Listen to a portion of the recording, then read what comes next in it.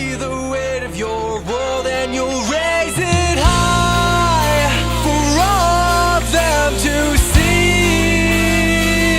because you know that everything that's happened, it was all for you. Just take my hand for you, know that it will be alright. Yeah, the road will fail, 'cause I'll see it through with you. I will see it through. I'm sending you signals to clear out the Social media is like a big one for us. We've been using Twitter a lot lately, and that seems to be working. Like our Facebook page is huge promo for us because it reaches everyone all across Canada, not just in Edmonton. We do a lot of like DIY grassroots promo, just like hand billing and flyering and postering and stuff like that on weekends. We try to hang our posters like all over town and hand bill on White Ave and stuff. Other than that, it's just like networking is a huge one, like meeting bands, meeting promoters, meeting anyone that can help us pretty much and trying to get our word out. We do a lot of like little interesting marketing things, I guess, as far as, you know, like give away free contests or like sample discs and stuff like that, compilation discs that we've done. But a lot of it's just like grassroots promo. It's huge. Like for us, one of the primary ways that we can get our name out across Canada is just from touring. Especially now when you have things like Facebook where anybody can have a band or a company or a clothing company or something. Unless you're actually able to meet that person individually and like show them what it is that you do, a lot of people are really skeptical, and there's a lot of apathy where people don't even want to listen to you because it's just like, oh, okay, just another band, right? So playing shows and getting kids to come out is like the biggest promo tool, I guess I'd say, that we have. It's just like really effective to like meet people on a personal level. We took it into consideration, like, there's still songs that we love to play, but then we thought, like, how will people react to this? And, like, that might have affected it a bit, but not as much as some artists do, I would say, for sure. Yeah, not at all. Like, it's just songs we love to play that we believe in, for sure. We don't really like, I guess we don't really like aim at a demographic. Like it kind of falls within the same sort of people that like are into the same sort of cultures that we are.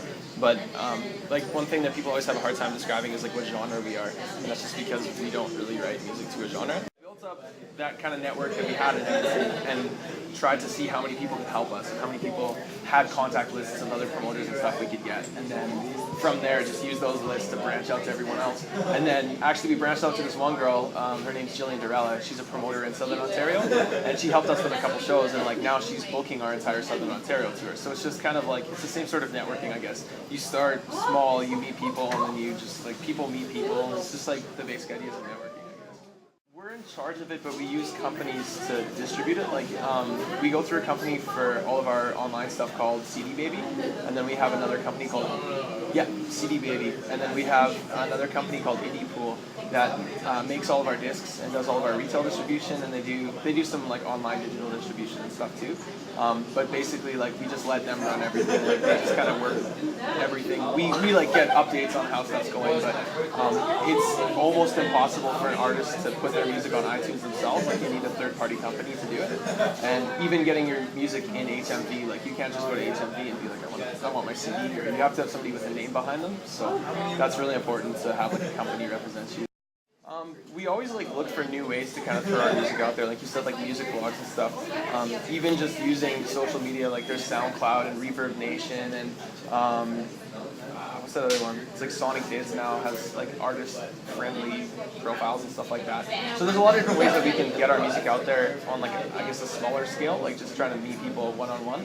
As far as like the distribution aspect of it goes, we tried to get ahead of ourselves so that we be set up for iTunes, HMV, all that stuff, so that for every subsequent album we write, we're already set up to release on that.